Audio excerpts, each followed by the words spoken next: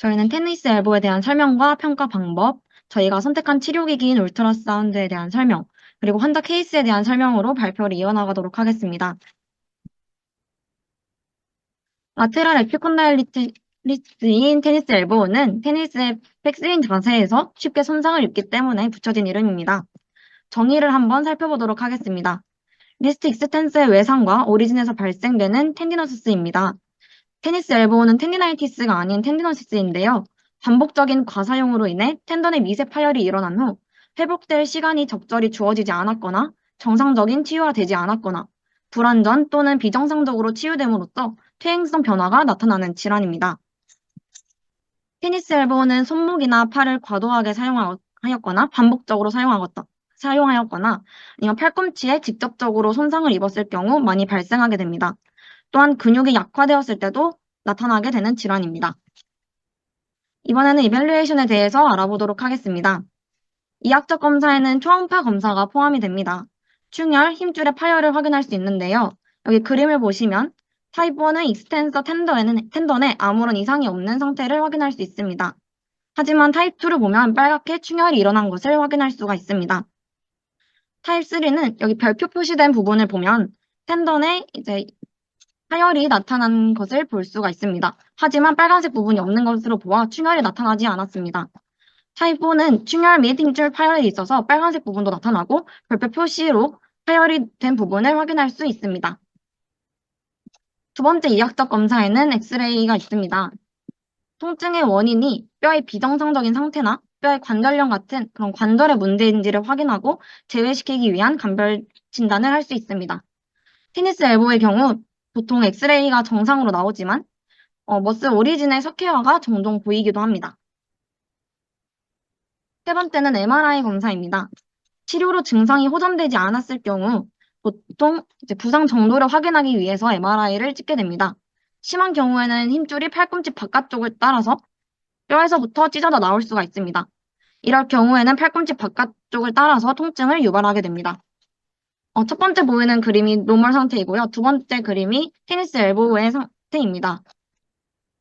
스페셜 테스트로는 먼저 ULTT 자세 3번을 할 수 있습니다. 리스트를 풀었을 때 통증이 사라질 경우에는 리스트 부분에서 라디알 널브가 포착된 것을 의미합니다. 또한 엘보우를 풀었을 때 통증이 감소하거나 사라질 경우 라디알 터널 신드롬을 의미합니다. 라디알 터널 신드롬은 테니스 엘보우와 비슷하기 때문에 이를 감별하기 위해 주로 사용되는 검사입니다. 다음은 밀 테스트입니다. 치료자가 한 손으로 환자의 팔꿈치를 받치면서 라테랄 에피콘다일을 잡습니다. 다른 한 손으로는 엘보 익스텐션, 포어암 프로네이션, 리스트 핑거 플렉션을 시행합니다. 이때 라테랄 에피콘다일에서 통증이 발생할 경우 양성을 진단할 수 있습니다. 다음으로는 코젠 테스트입니다. 밀 테스트와 반대로 환자의 손목을 익스텐션 시키게 됩니다. 그리고 이때 치료사는 저항을 하게 됩니다. 이런 동작에서 라테랄 에피콘다일의 통증이 발생할 경우 양성을 진단할 수 있습니다. 마지막 스페어 테스트는 썰트 핑거 테스트입니다. 치료사가 환자의 세 번째 손가락에 저항을 주고 환자는 이에 버티게 됩니다. 이때 라테랄 에피콘다일에서 통증이 발생할 경우 양성입니다.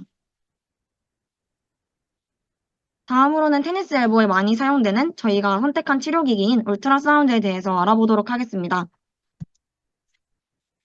초음파 치료의 울트라사운드는 관절 구축, 유착, 반응 조직의 신장, 강직 감소, 통증 및 경축의 완화, 염증 완화와 치유 촉진 등의 효과가 있습니다.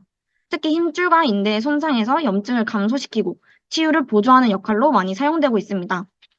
울트라사운드의 치료 외계 변수로는 유형과 주파수, 강도, 치료 시간이 있습니다. 유형은 연속과 맥동으로 나뉘며 주파수는 1에서 3MHz를 사용하게 됩니다. 강도는 0.1에서 2A와트를 사용하게 됩니다.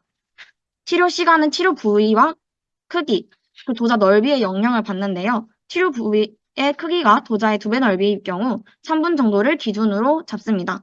보통 5에서 10분 정도 시행하게 됩니다.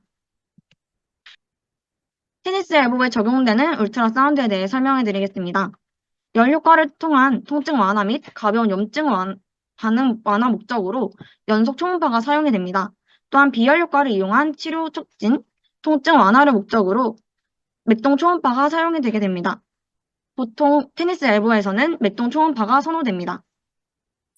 1에서 2cm 깊이에서는 3MHz의 주파수가 사용되기 때문에 테니스 엘보에서도 이와 같은 주파수를 사용하게 됩니다. 강도는 급성, 아급성, 만성기에 따라 다음과 같이 나뉘게 됩니다. 다음은 테니스 엘보에 사용 가능한 다른 치료 중재 방법과 울트라사운드에 대해서 비교를 해보도록 하겠습니다. ESWT와 비교한 선행 연구를 보면 통증 완화에서 두 중재 모두 효과적이지만 ESWT의 효과가 더 크다는 결과를 보였습니다. 또한 페인 컨트롤 그리고 그립 스트렝스에서 두 중재 사이에 유의한 차이가 없다는 결과도 있었습니다. 즉, 두 번째 논문에서는 ESWT가 울트라사운드의 금기증을 가진 환자에게 대체적인 수단으로 사용이 가능하다는 결론을 내렸습니다. 레이저와의 비교를 보면 통증 및 증상 완화에서 두 중재 모두 효과적이지만 울트라사운드와 마사지를 함께 적용했을 때 더욱 효과가 크다는 것을 알 수 있었습니다. 다음 논문을 보시면 텐스와 울트라사운드 모두 통증 완화에서 모두 효과적인 결과를 보였는데요. 하지만 텐스의 효과는 너무나 작았으며 울트라사운드의 효과가 더 큰 것을 확인할 수 있었습니다. 해당 논문에서는 키네시오 테이프와 울트라사운드를 적용해서 통증 완화 그리고 그립 스트렝스 정도를 비교하였습니다. 이때 키네시오 테이프의 효과가 더욱 크다는 결과를 보였습니다. 마지막은 울트라사운드, 브레이스, 그리고 스테로이드 약물을 비교한 논문입니다.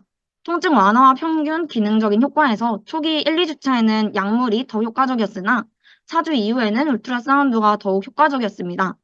즉, 장기적으로 보았을 때에는 울트라사운드가 더욱 효과적이며 재발 가능성이 낮다는 것을 알 수 있습니다. 정리를 해보자면 통증 완화에 있어서는 레이저와 텐스보다 울트라사운드가 더욱 효과적이었습니다. 하지만 ESWT와 비교에 대해서는 추가적인 연구가 필요한 것으로 보입니다. 그립 스트렝스에서는 테이핑이 울트라사운드보다 효과적이었습니다. 조직 치유 측면이 아닌 기능적인 측면으로만 보았기 때문에 이런 결과가 나타났다고 생각이 됩니다. 따라서 물리치료실에서의 치료가 끝난 후 테이핑을 적용하거나 일상생활 활동 중 테이핑을 적용하면 효과적일 거라는 생각이 들었습니다. 통증 완화와 마찬가지로 그립 스트렝스에서 ESWT와 울트라사운드의 비교는 추가적인 연구가 필요할 것으로 보입니다. 마지막으로 장기적으로 보았을 때 약물이나 보조기보다 울트라사운드를 적용한다면 더욱 효과적인 것을 알 수 있었습니다. 다음으로는 저희가 설정한 환자 케이스에 대해서 살펴보도록 하겠습니다.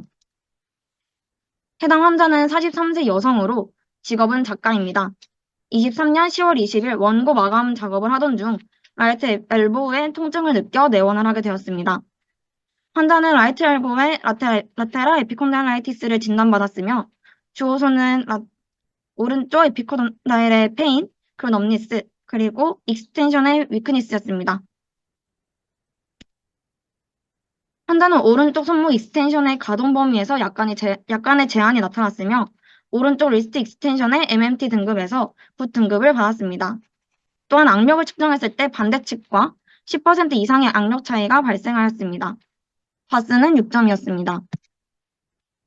스페어 테스트인 밀 테스트, 코덴 테스트, 서드 핑거 테스트에서 모두 오른쪽 양성 반응이 나왔습니다. 인플라미에이션 사인을 보았을 때 염증 반응에서 모두 양성 반응을 보였습니다. 다음은 어세스먼트에 대해서 설명드리겠습니다. 프로그램 리스트에는 페인에 대한 항목이 대부분이었습니다. 주먹 쥐기, 리스트 익스텐션 시 페인이 발생하며 페인으로 인해 리스트 익스텐션 수행이 어려웠습니다. 리스트 익스텐션에 LOM이 발생하였으며 근력이 약화되었고 페인으로 인하여 글쓰기 수행이 어려웠습니다. 따라서 숄턴골은 통증 조절과 ROM 회복을 목적으로 두었습니다. 바스를 4점으로 감소시키며 ROM을 70도까지 증진시키는 것을 목표로 하였습니다. 롱텀골은 통증 완화, 근력 증진, ADL 수행 가능을 목적으로 하였습니다. 바스를 1점으로 감소시키며 MMT 등급을 노멀로 증진시키고 통증 없이 물건을 쥐고 들어올리는 동작을 수행 가능한 것을 목표로 하였습니다. 치료를 위해 1주차에는 아이스팩을 진행하였습니다. 통증 조절과 염증 완화를 목적으로 진행하였으며 염증 반응이 사라지면 중단하였습니다. 치료 시간은 15분 이내로 적용하였습니다. 다음으로 2주차부터는 울트라사운드, ICT, IR을 적용하였고 운동도 실시하였습니다. 울트라사운드는 텐던의 치유, 회복을 위해 시행하였으며 3MHz 맥동 초음파 0.5W로 6분 동안 1일 2회 실시하였습니다. ICT는 통증 조절을 위해 10kHz 80에서 150bps로 20분 동안 진행하였습니다. 라테랄 에피콘다일을 중심으로 사진과 같이 대각선으로 교차하여 부착하였습니다. 통증 조절과 ROM 증진을 위해 IR을 20분 동안 적용하였습니다. 이때는 리스트 익스텐션의 스트레칭 그리고 ROM 엑서사이즈도 진행하였습니다.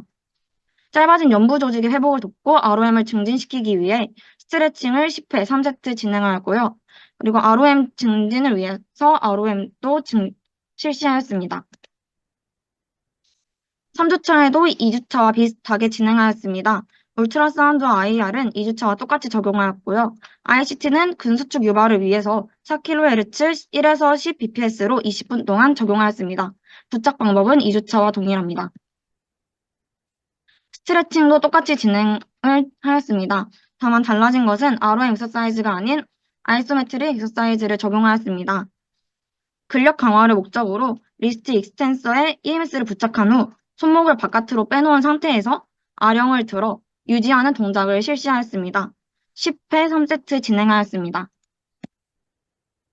4주차에는 울트라사운드를 적용하였고 그리고 근수축 유발, 촉진을 위해서 아이스팩을 5분 이내로 적용하였습니다. 또한 컨센트리, 이센트리 엑서사이즈를 시행하였습니다. 아이소메트리 운동 방법과 동일하게 EMS를 부착하고 손목을 바깥으로 빼놓은 상태에서 실시하였습니다. EMS에 자극이 온다면 이제 같이 아령을 들어 올리는 동작으로 컨센트리 운동을 하였고요. 그 다음에 자극과 동시에 플렉션 시키면서 이센트릭 엑서사이즈도 진행하였습니다. 매번 치료가 끝난 후에는 테이핑을 적용하였으며 환자 교육을 진행하였습니다. 집에 가서 그립 훈련을 하거나 아니면 아령으로 이제 EMS가 없는 상태에서 아령을 들어 아이소메트릭, 컨센트릭, 이센트릭 운동하는 방법을 교육하였습니다. 저희가 참고한 레퍼런스입니다. 들어주셔서 감사합니다. 발표 마치겠습니다.